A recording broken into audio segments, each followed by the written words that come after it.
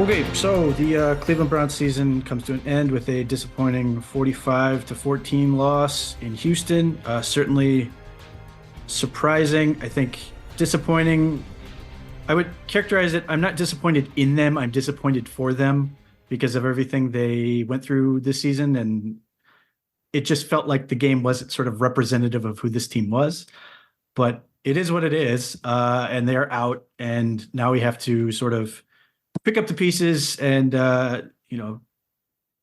either sit in the muck and be miserable as I've seen many people want to do and say this team will never win anything, or sort of look at it and try to appreciate the season for what it was. So Bree, what stage of grief are you in at this point? Uh, I'm licking my wounds a bit, particularly because, and it was recorded on this podcast for the world to hear how confident I was going into this matchup. And so to have that game play out the way that it did really just threw me for a loop in total. And I find myself feeling really sorry for myself for going into it with such high confidence and similar to you, like very disappointed for this team. And a couple of the players and Kevin and I think it was Miles talked about how they picked the worst day to have a bad game. And I don't feel like this playoff game should define the entire season. It was really the opposite of what we had seen from this team. And I believe, Pete, I texted you, I think it was in the second quarter where I was getting a little bit concerned just at how things were looking. And you had said, don't worry, like the second half is usually when they clamp down. And I found myself like I was very like encouraged by that because you were right. The team previously, defense specifically, had shown that even if they were giving up points, touchdowns, blown coverages, etc., they typically made the adjustments and came back in the second half and were able to kind of clamp down and not let that happen. And so I was truly holding out hope, even in the third quarter, even after the pick six. It wasn't until the second pick six that I really was like, yep, not going to happen today. And we had to suffer through, a lot more football before we could really start to get closure on what we had just witnessed. Yeah, I still feel like there are things that really frustrate me about the game in terms of how things worked out. I still don't feel like I would have thought any differently heading into the game based on the matchups and everything else. It's unfortunate that like the Texans took advantage of every weakness the Browns had, and the Browns never seemed to be able to take enough of advantage of the weaknesses the Texans had. First and foremost, Bobby Slowick was unbelievable, the offensive coordinator for the Texans. He had just the Browns defense completely just twisted up in knots trying to figure out how to deal with this. And what's frustrating, that part of it's frustrating to me, is that the stuff that beat the Browns in this game is the stuff that gave them problems all year. And they didn't fix it. Like, and then, after the game, like the players talked about how Jim Schwartz said, no, this is who we are. This is what we do. And I'm just sort of like, all right. Because on the one hand, like one of the things I think Jim Schwartz is really good for this year is because he's just a very consistent message guy.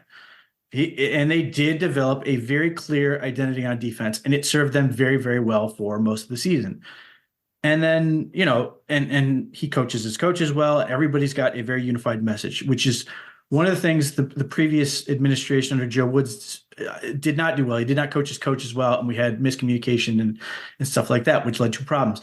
For the most part, the defense was consistently on the same page this year. But then, so it's good that it worked out for this year.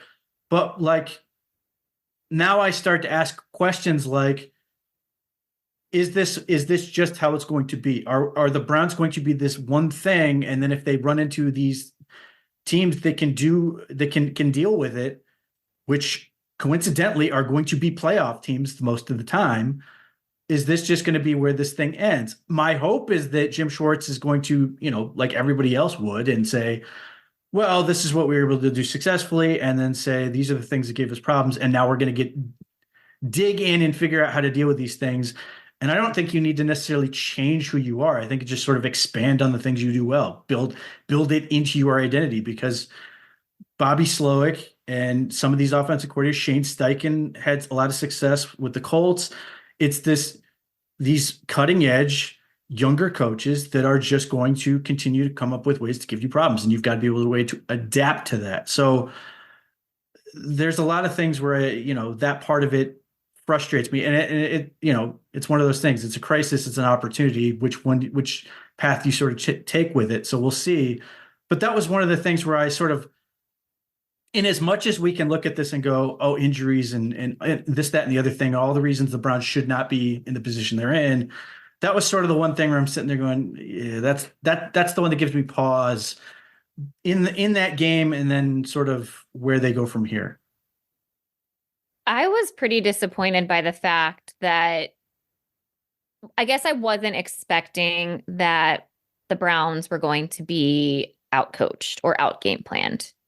I felt part of the reason that I felt very confident going into this game was I felt like when you look at just the overall sheer talent slash the coaching staff, and things seem to be clicking on all cylinders, especially within the last 4 games. It just felt like the Browns should have been favorable in terms of that. And I have to give the Texans a lot of credit, CJ Stroud specifically. It's good. They had a really solid game plan. They executed it really well. They looked like the more physical team. They were what I was, their defense specifically, Pete. I was expecting our defense to look like that. I mean, the offensive line just didn't hold up. And, understandably so. I felt like at some point there's gonna be a breaking point with this offensive line. And when you look back at when we matched up with the Texans, Christmas Eve, I know that they got some players back, and the impact of those players obviously made a huge difference because Joe Flacco was not touched in that game. And there was a ton of pressure, and they were getting a ton of pressure, and he had to make quick decisions. It didn't seem like our playmakers were open. I mean, the story of the game being that David Bell and Harrison Bryant were that big of impact players on the offense. Like, to me, like, that just shows you everything you need. Like, if you just looked at that stat line specifically, you're going to come away with like the Browns aren't going to win the game if those are your 2 leading receiving players. Like, there were just so many weird things. And then, on the flip side, and from a defensive perspective, props to JOK. I mean, that man played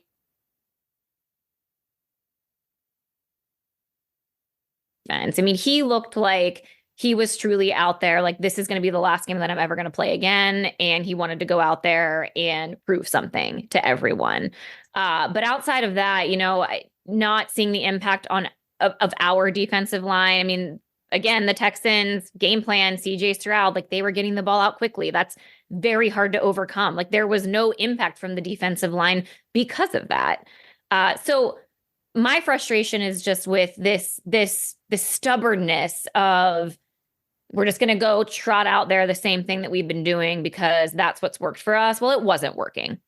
And we still went out there and just said, we're just going to stick with it. Didn't expect that, Pete. Yeah. So that sort of, you just lead yourself into this natural question. How much of this is the Browns just didn't play the defense they were trying to play well? That was clearly a factor. I mean, there were clearly issues with players not making plays. I mean, that Brevin Jordan touchdown where you watched guys just run by him essentially. Tons of missed tackles again, like the Right. the Browns of old. Ronnie Hickman, finally looked like a rookie. Yep. Undrafted rookie in this game.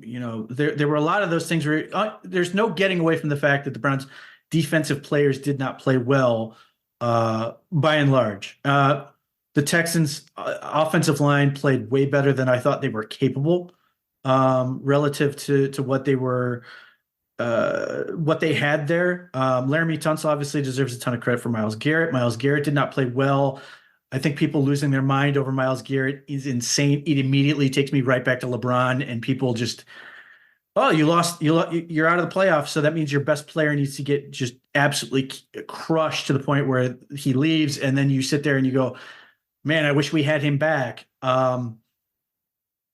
But the rest of the defensive line did not do much. Now the Texans deserve credit because they had the ball out of CJ Stroud's hands quickly. Part of the reason the ball came out of CJ Stroud's hands quickly, and part of the reason you thought the defense would have more time, is because you thought the coverage would hold up longer than it did. The ball came out in 2.4 seconds on average, and it was to wide open guys. Like, that's terrifying. Well, yeah, Pete, can we talk about that for a minute? The fact that he got the ball out so quickly and there were guys that wide open is a concern. Yeah. So, like, I had Jake Burns look it up for me and check just how much, the various coverages they played. And all these people are like, well, they played all the zone. They played all the zone. 50% of their snaps were straight man. And that leads itself to a problem because the Texans were able to out leverage the Browns with a lot of their motion and stuff, where you watch Greg Newsome helplessly trying to run all over the field. And while there is criticism to be had of Greg Newsome and how he played, I don't think he played well. He was asked to do a whole lot, and at times it put him in an awkward position, and the Texans were basically able to take advantage of that. I mean, it got to a point where, like, basically it boiled down to the Texans were going to find Greg Newsome wherever he was at and try to pick on him. And it worked. And they didn't really have an answer to that. Now they shifted to some other things. They used cover 3 for a decent amount. They used 2 whole snaps of cover 2, and they did a couple snaps of cover 6. Like, it ended up being 50-50 in terms of man versus zone. I don't remember much of any of it working. So, like, this idea that, well, the Browns played soft zone the whole game, that's not what happened. I mean, the Texans just had their number and just continued to put it in there. And, like, this is part of the thing. And this is, people would go, oh, you always want to defend Joe Woods. What I would say is, one, Jim Schwartz is going to be the first one to tell you this. His defensive line is so critical for this defense to have success, because if not, then he doesn't play a whole lot of coverages. As I just explained, yeah, there were 4. And if a quarterback has time and they know what's coming, they're going to be able to pick you apart. And I'm not suggesting that the Browns need to run a whole lot of coverages, but, like, to an extent, Jim Schwartz's defense are basically built on the fact that he's going to have more talent than you, or more talent than, the next defense. The Browns have a lot of talent. That's part of the reason they were so successful. And that's not to take anything away from Jim Schwartz. He's done a great job, but that's why I'm saying, where it leads you to these questions of, are we just going to run into this again next year where you're just going to get in these matchups where the Browns are really bad? I hope that's not the case. I hope he's going to sort of take this, a shot, as, like, in his pride and everything else about, what do I need to do to sort of figure this out? But yeah, like, those things are troubling, and those things are issues that broke the game open. And what the shame of it was, like, the difference between this game and some of the other games you saw earlier in the season, where, like, they would go down 14-0 or whatever. The offense was keeping pace initially. Kevin Stefanski, I like the game plan, and it's frustrating that the Texans didn't do what I thought they were going to do. I thought the Texans might play back and sort of make the Browns just drive and see how, basically cause their own mistakes. They played really aggressively.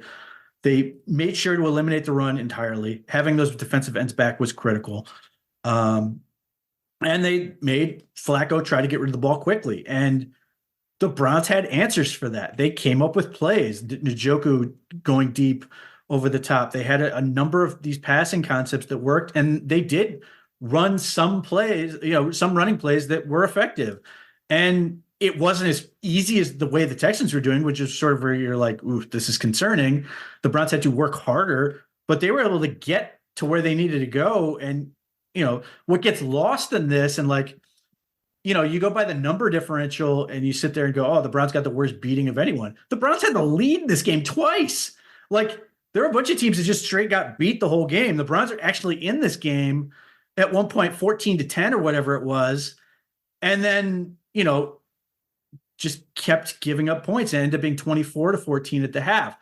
And like you said, coming out of the third quarter, the Browns defense gets a stop, and you're going, okay, if they get a score here, we're sort of back in this thing, and that's where things fall apart. And I'm not going to sit here and bash Joe Flacco. Joe Flacco was a ton of fun for the stretch that he had here. He was a lot of fun. The volatility, got yelled at by any number of people explaining that this is what he does, like before it happened, and then it happens, and you get these things where he says he was trying to throw it away. I don't know what he was trying to do. It doesn't matter. But the ball helplessly falls into the DB's hands. He runs it back, and you're sitting there, oof, this is bad. Then they get the ball back. And in some respects, circumstance played into this. The second pick six, they threw it on 4th and 2. Maybe they punt in a different circumstance, but the Browns tend to be aggressive anyway. And they threw another one. And like at that point, it was done. But like, some of this is, people just talking into their feelings or whatever, talking about, well, Kevin Stefanski didn't adjust. I don't know what adjustment you wanted to make other than the quarterback not to throw it to the other team, because the offense was at least functional. They were able to create points and opportunities for them to keep them in this game. But you got to the third quarter and it just fell apart. And the Texans, again, great job by them. Took advantage. The Browns tackles were horrendous. In a lot of ways, if you want to say they turned back into a pumpkin or whatever, there were a lot of players that sort of got to a point where it was sort of like, oh, Jerron Christian and James Hudson III, not good. Obviously, Exposed. I mentioned Ronnie Hickman, and you're sort of like, Ronnie Hickman was so good, in that stretch of games, and you're just like, wow, man, I wish, I feel bad for him, but like we all kept, I think up until the playoffs, I think most of us were always sitting there going, ooh, when's the other shoe going to drop? Yeah, And then they get exactly. to the postseason. We're all like, it's never going to drop, baby, not this week.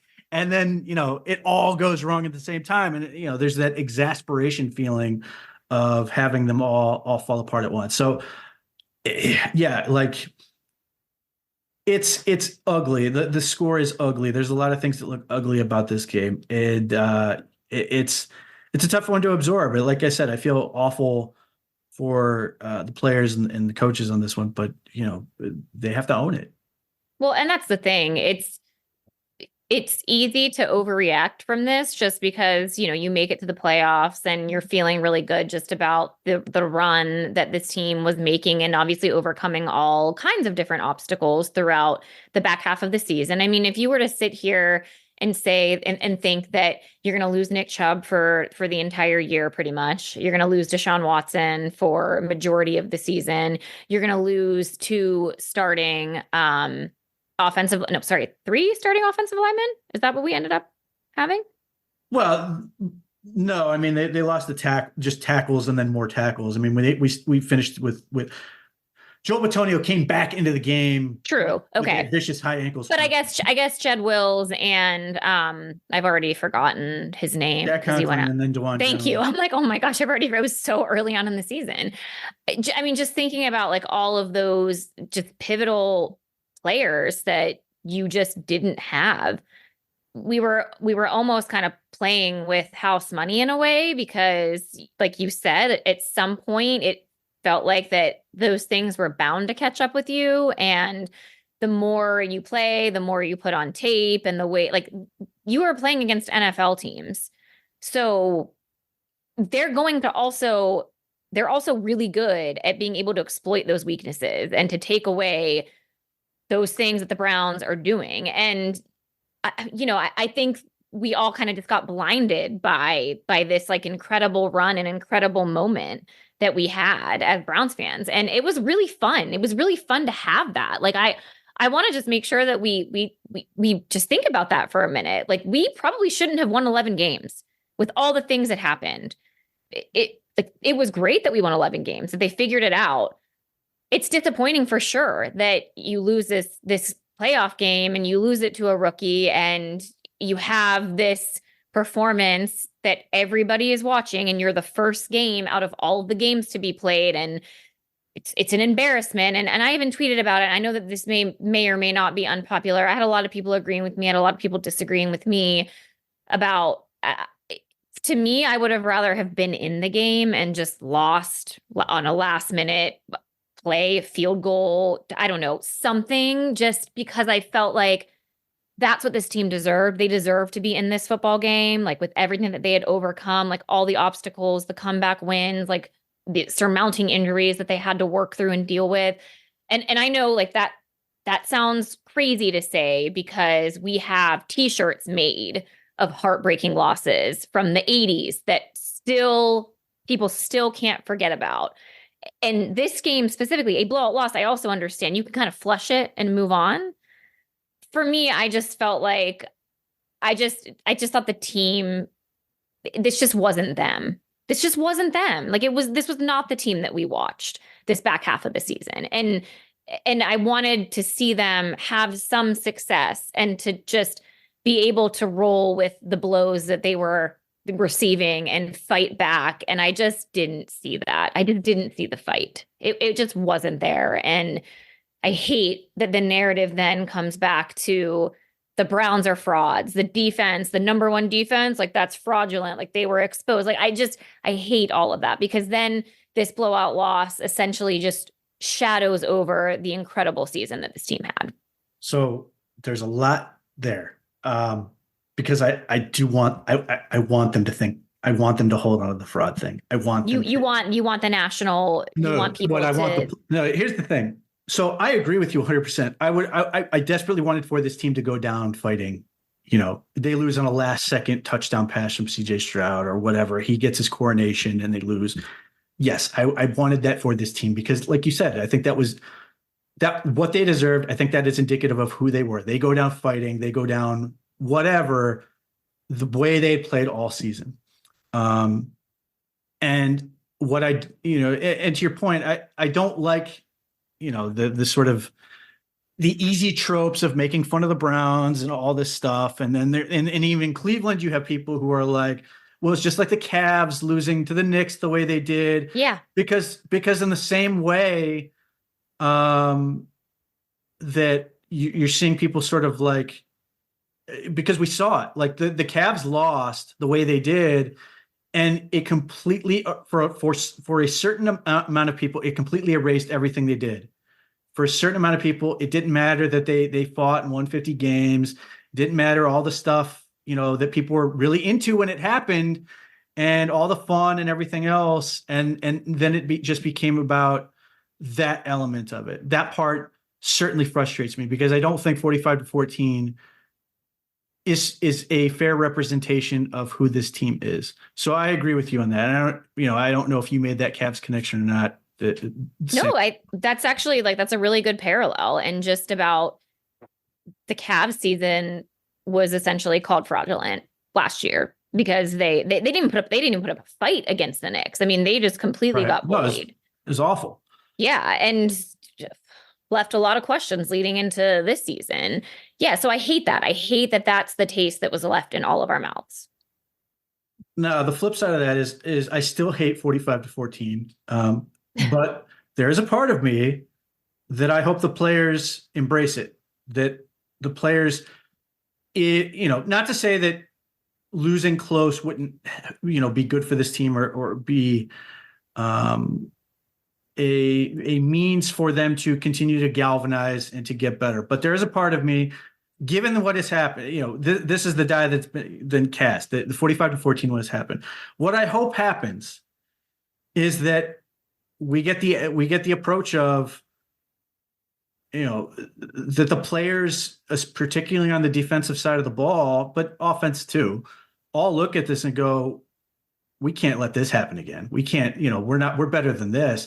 And we're going to get all our guys back. I hope I hope they hold on to that pain. I hope they hold on to that anger and frustration. I hope that powers them into the off season. I hope that gives them a new sense of purpose heading into 2024. That I hope that we're going to sit, they have to prove it. This is all stuff that it's all great language now, but we'll see what happens. Because if you have not listened to particularly Jeremiah Owusu-Koramoah's press conference, it's worth a listen. He was tremendous because you said it. He was great. Like, and there are plays he didn't make. There are plays that where he was bad like everybody else was, but he was a huge impact player. And had the Browns won, even with those plays he missed, I think it would have been treated sort of like Devin White was long ago for the Buccaneers, where he was a superstar based on the fact that he was making these plays. It didn't matter the ones he was missing because he made these plays.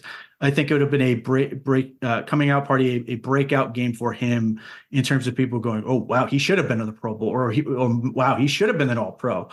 But he was very thoughtful in what he said. It would have been very easy for him to just be not say much of anything and be like, I had like 9 tackles and 3 tackles for loss or whatever. It wasn't me.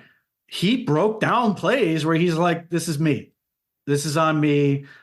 I didn't do the right thing here. And, you know, for a team that has been so big on talking about culture and talking about playing for my teammates and next man up and stuff, like Jeremiah Owusu-Koramoah's press conference is everything you would hope this team would be heading into the offseason. Now, there are other players that did not sound so good coming to their press conference. Like, I don't want to pile on Greg Newsome, but he sounds like somebody who has to grow up. He sounds like somebody who doesn't get it yet. And he's talented. And I'm not in the mode of, well, the Browns have to trade. The Browns have to get rid of this guy. Because one, he is a talented player. And two, we've been here with players who people want to get rid of and grew up and became incredibly important players. David Njoku is the prime example of the guy that many people endlessly wanted to get rid of, trade him, just get rid of him. I don't want him on my team. He drops the ball, this, that, and the other. And now he's a star, even though he did drop the ball a couple times in this game. But I do think when you watch, because the press conferences were basically like back to back. You know, it was him, Joel Bitonio. Bitonio's is really good. Denzel Ward, he never really says too much. And Greg Newsome, and you're just like, oof. Like in some ways, and even on social media, I saw last night, Greg Newsome brings it on himself in terms of how he acts and whatever. And like I said, I don't want to pile on to him. I don't want to say he's a bad guy or anything else, but he just seems like somebody who's got to sort of figure it out and where he's got to go. But yeah, I hope they own this. I hope they sit there and use this as fuel for next year, because one, 11-6 was a hell of a year, and they could have been 12-5 if they played that last game like they meant it. But they didn't get to win the division. That is certainly something that's still out there. And they obviously want to be able to not only win playoff games, but I think they want to host playoff games. So I hope given what has happened, I hope that is fuel for them for next year, because if they do that and they get these guys coming back, they can be a phenomenal football team next year. And like I said, we talk about culture. That was a huge theme for this year. Next man up, playing for their teammates. And they talked, it wasn't just like us saying it. It was them saying it. And not even just the, 1-0 mentality and all the cliches, but it was players coming out and saying, this is the closest, a team has ever felt here. Talking about spending more time, just enjoying being around each other, going out to eat with each other, just being around the facility more with each other, and talking about all these things that were beneficial. That is not easy to create. And the one part where I disagree with Greg Newsome is he said it's easy. It's easy now. We've got the culture. I disagree with him wholeheartedly. It takes work to maintain the culture.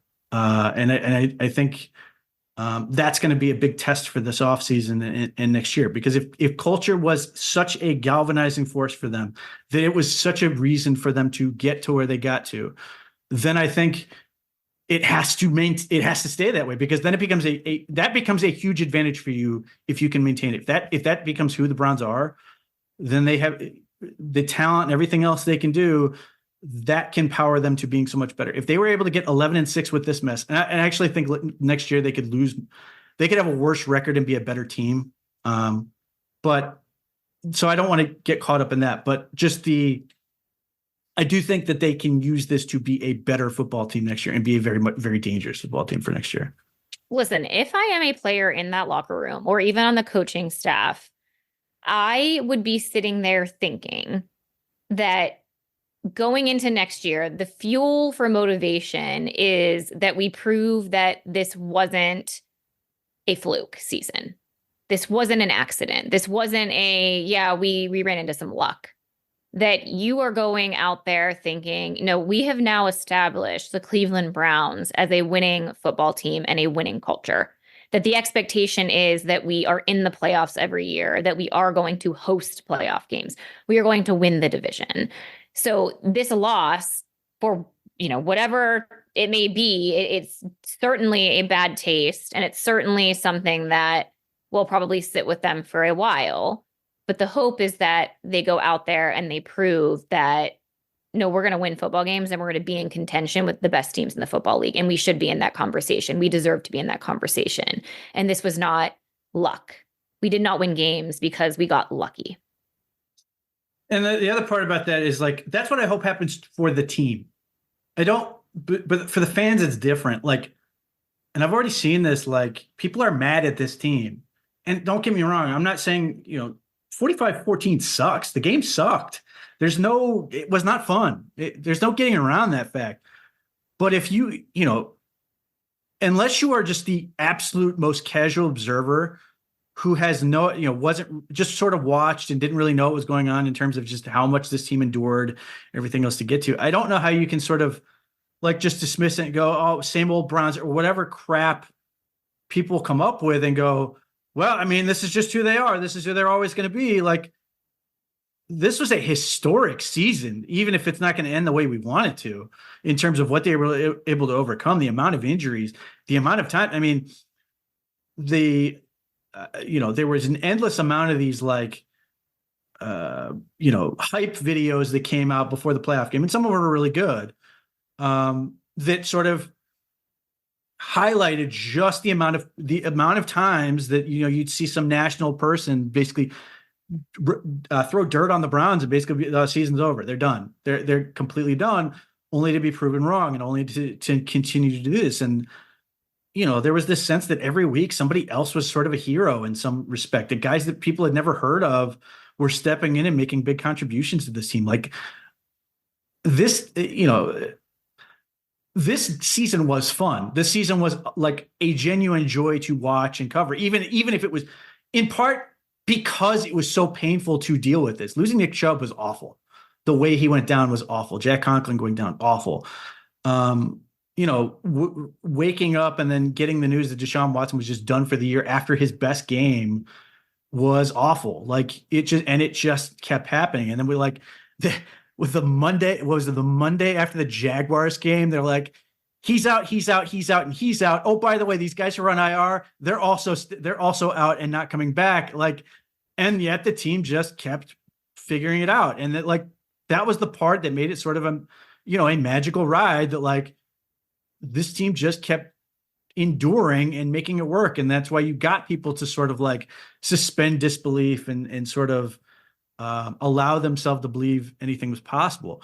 What I hope happens, and I mentioned those hype videos, I hope that the next time the Browns are in the playoffs, which is hopefully next year, that we aren't doing those hype videos where we're revisiting the 90s and the 2000s and the 2010s, that we are entirely focused on who the team is now. Like, I want this team to get to a point where we're not sitting here talking about, Bottlegate or, whatever crap happened before, that this team can be its own thing, and it can just be something that they've sort of become their own entity, as opposed to, well, we've always got to attach ourselves to this painful history that I don't need to relive. I was there. I saw it happen. Like, again, I feel like this year it was fine, but they've been to the playoffs now twice in 4 years. If they do it again next year, 3 and 5 years, like at that point, we've got to be able to sort of bury it and just move on and be able to like,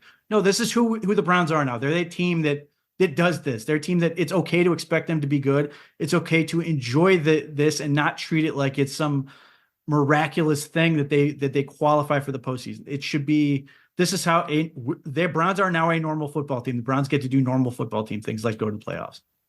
Yes, I like that. The Browns are normal.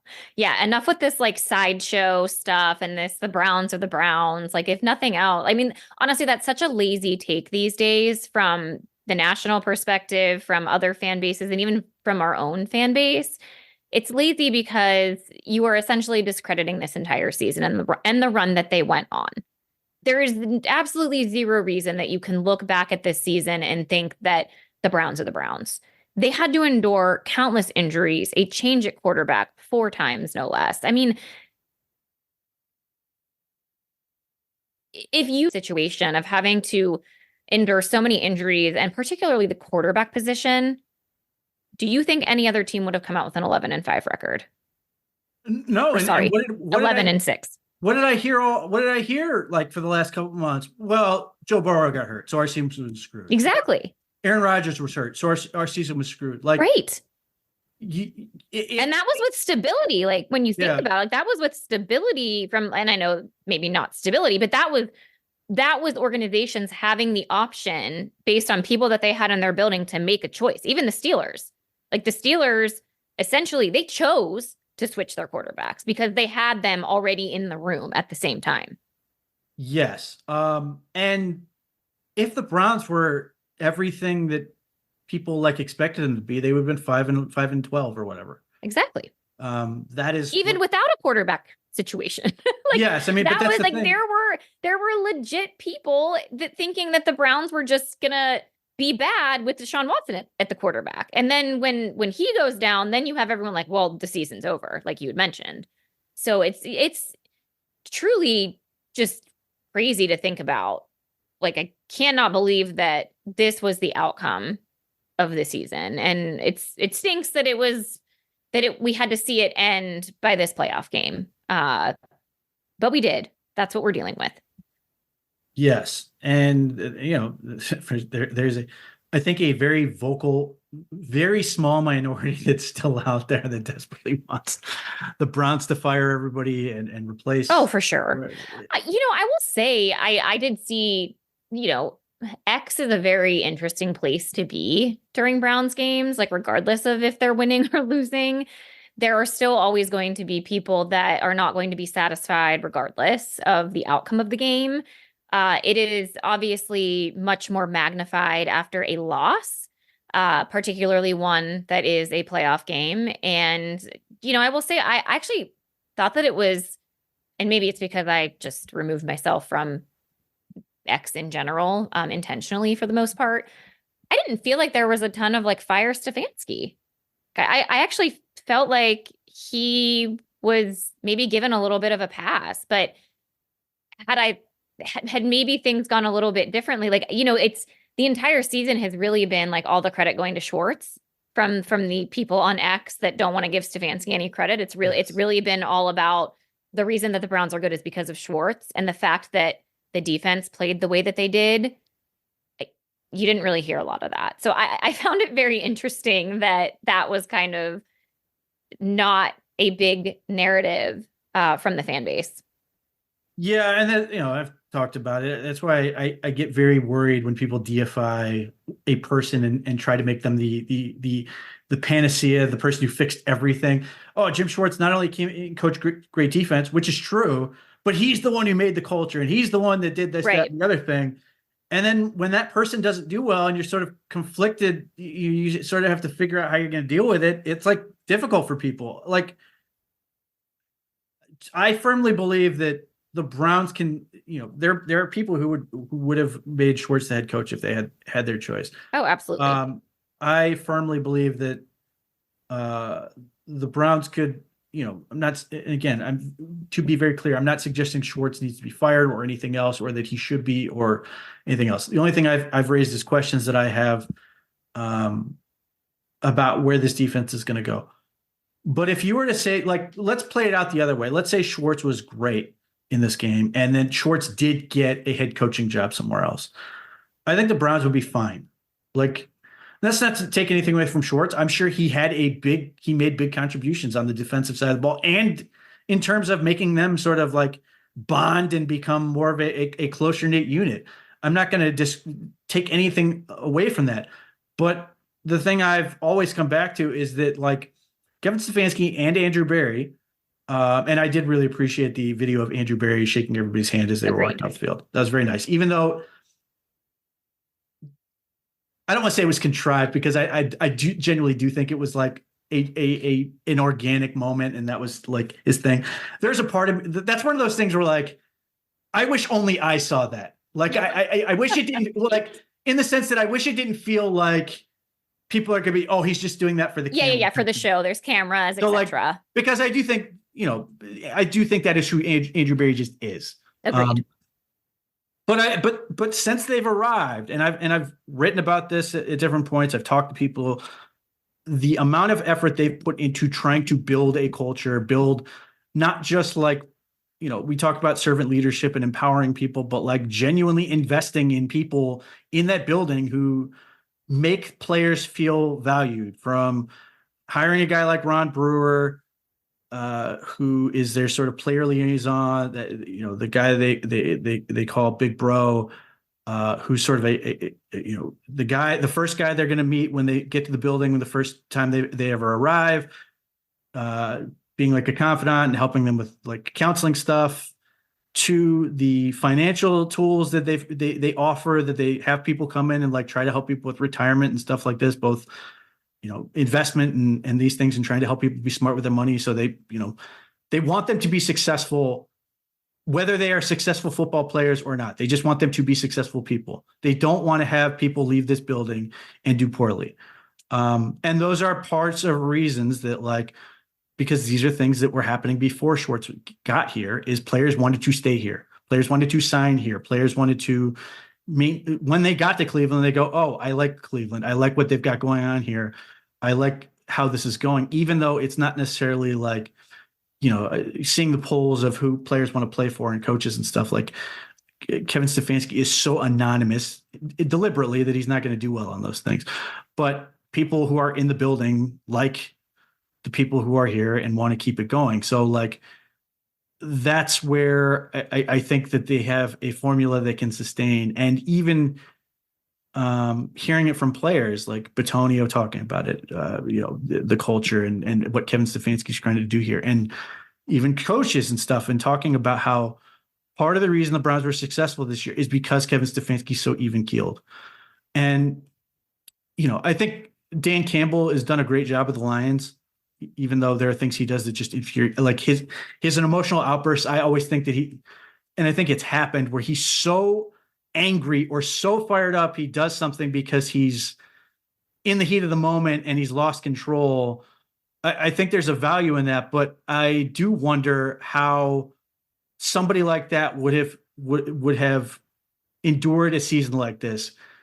Are they the type of person who's almost in tears at every press conference as he's announcing how many players are out for the year or whatever? Like, that's a really difficult thing to do that. The stoic nature of Kevin Stefanski proved to be a value in this season. It proved to be important in this season, even as people hate that he does it.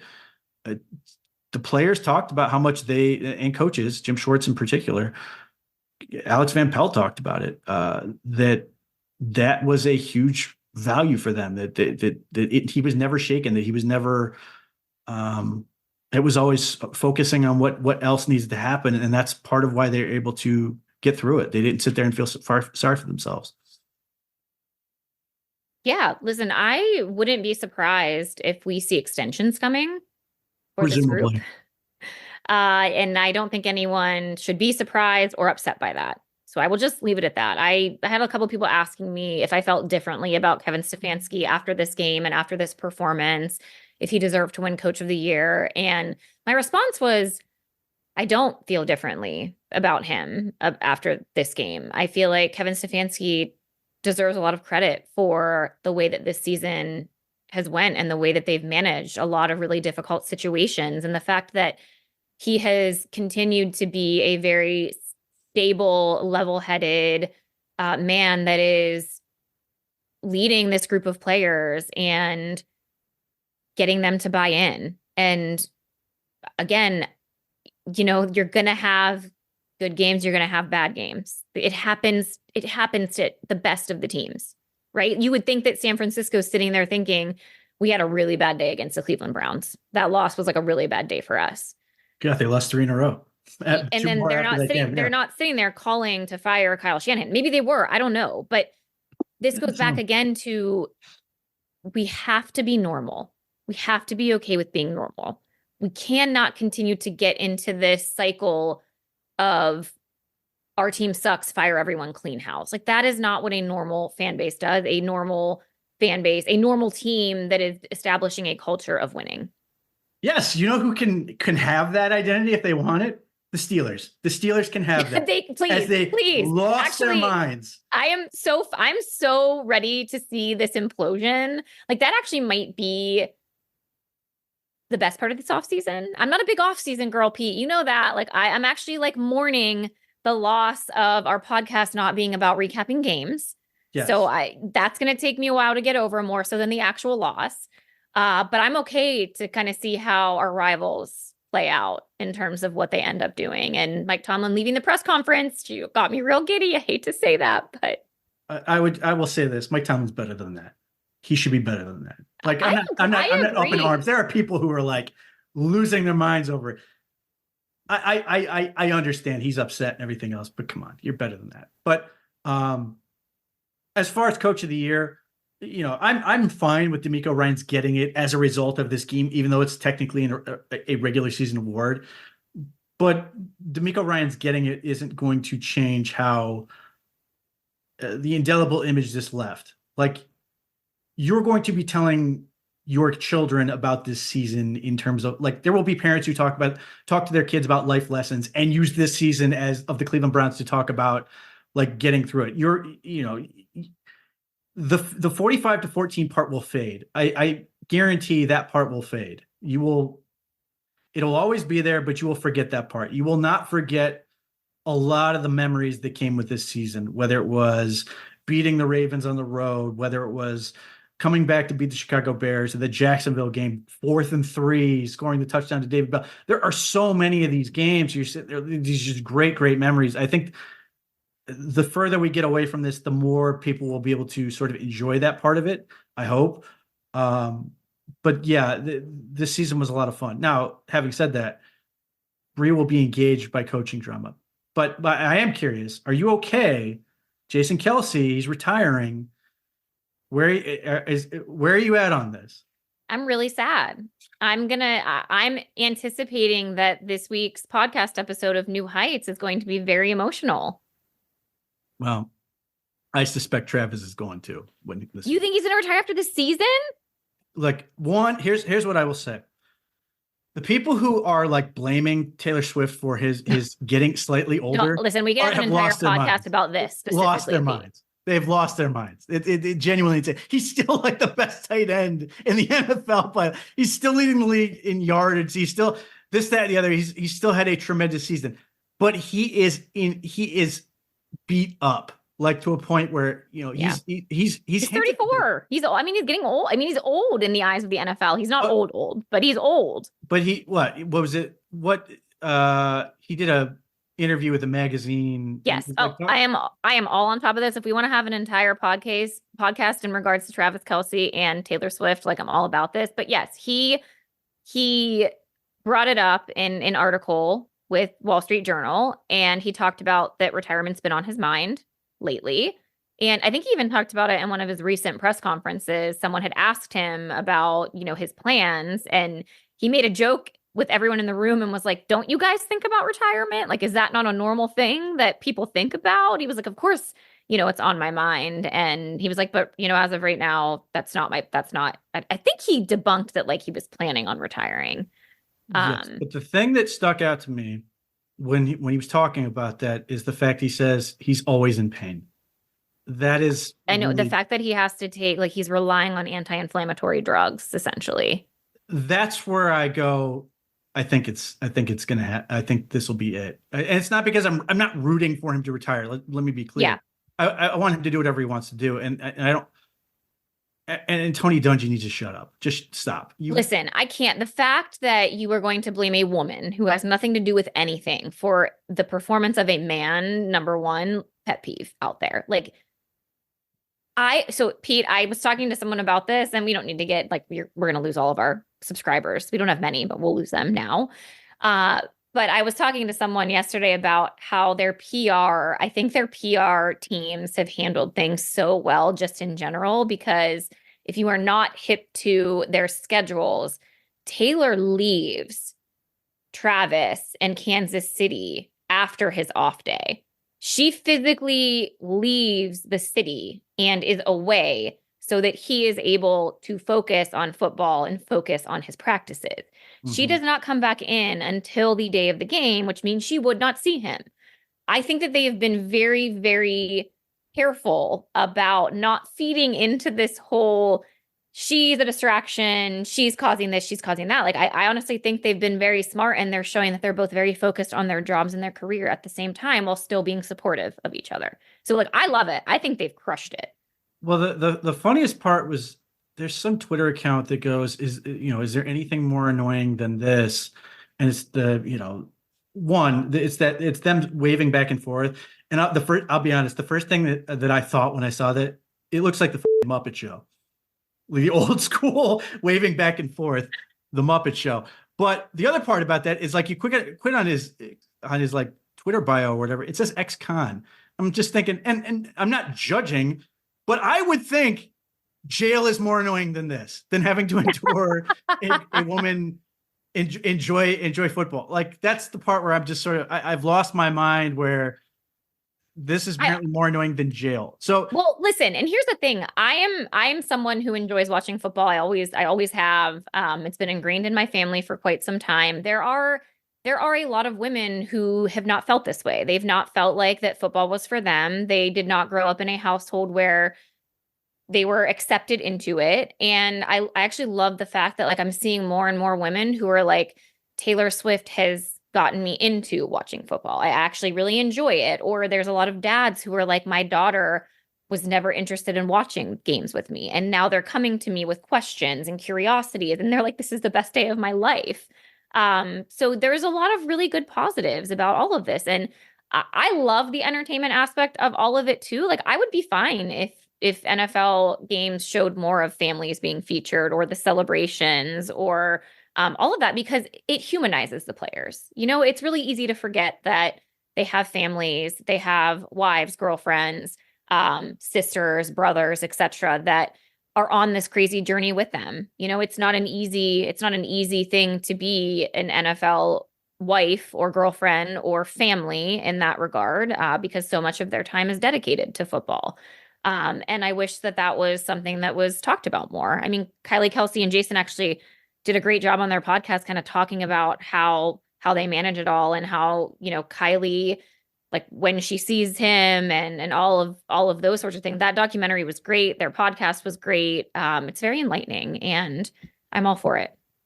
yeah, well, I mean, if we're worked up about like something the NFL tried to do to get women involved, I would point right to the pink jerseys and go, this is the most insulting Oh, way to try to do it. Like Taylor Swift is completely innocent compared to let's just throw pink at them and see that'll get them. well, that's the Um, other thing. All of her like outfits that she's wearing, and like her custom jacket by Kristen. I'm terrible at pronouncing their last name. use check. Yuschek. Having her like make The pride of Cloverleaf, Kyle Juszczyk's wife.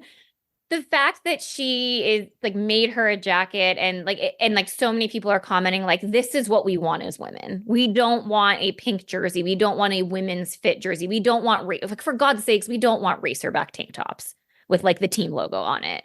I've said this for years that like this is such a huge opportunity. If the NFL does not reach out to her and talk to her about getting a collection for all of the 32 teams, like they're idiots. So I agree. I agree 100%. Not only that, but like, the NFL is always going to go for the money. Like they're always going to get more money. This woman is a gold mine for the NFL and female fans. yeah. I'll be curious to see your mentioning of like embracing more families and stuff like that. I don't know how much the NFL wants to get into that particular niche, only because if, let's say, Travis Kelce goes down to a gruesome injury, Yeah. what happens. Like that's the only part where like is the person who hurts them going to get death threats? Like, No, listen, is that's the thing about these fan bases. Yeah, it can be really positive, and also there's like a lot of negatives. I mean that's something that you probably just can't avoid. overall, if you want to get the Taylor Swift stuff, it's there for you. If you don't, like, it's not nearly as like in your face as people make it out to be. Like these people are like talking about like it's like I said, Tony Dungy, it's ruining the sport for them. Like, But here's the interesting thing about that. He's essentially using Taylor Swift to get more clicks and views in the same way that other people yes, are. yes, he is 100. Like he is 100% doing that because he knows that it will cause controversy. He'll get a ton of clicks and he'll get a ton of people talking about it. Well, Tony Dungy is also a person who believes that there are litter boxes in schools. So, anyway, the overall thing, like I said, 44-14 sucks. There's no getting around it. You can be mad at the game, you can be mad at the team for how they played the game. I totally get it from that standpoint. I would highly recommend that, and maybe it'll take some time, but the further you get away from it, I think the more people will be able to appreciate just how ridiculously impressive this season was for what they were able to do.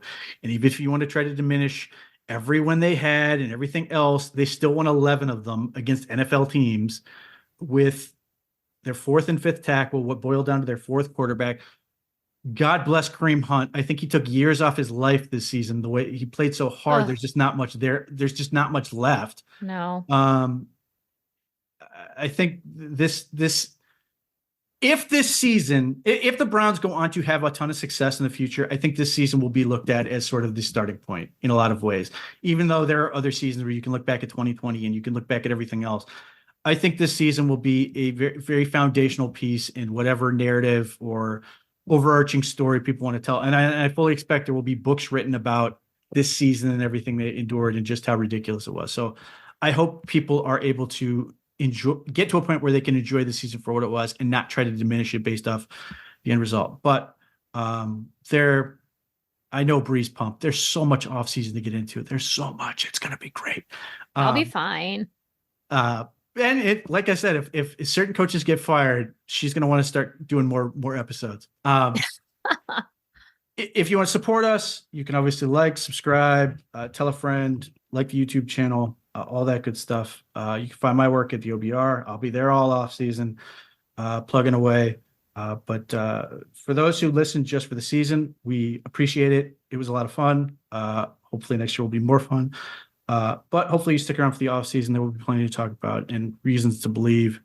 All the reasons that this could be the start of something, or reasons to be cautious. There are things that worry me heading to the off season, but overall I think they're gonna be okay. So anyway, that's where we're at. We'll be back hopefully next week, right back into it. If nothing else, we'll have plenty of playoffs to talk about. There's plenty to get into.